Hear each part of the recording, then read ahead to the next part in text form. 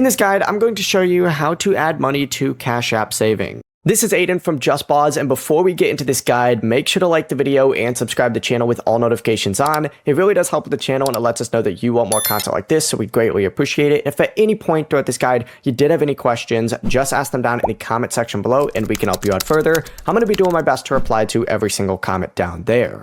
Now, first things first, you need to open up Cash App, and you need to go down on the very bottom to this tab and find Savings on here, and essentially just go ahead and open up Savings. You simply need to select it, and then you're going to see an add money option on here. Select add money, and then that is really all you have to do. Sometimes it's also called transfer in, but enter in the amount that you want to move into your savings, and then choose whether to fund the transfer from your Cash App balance or an eligible linked external account.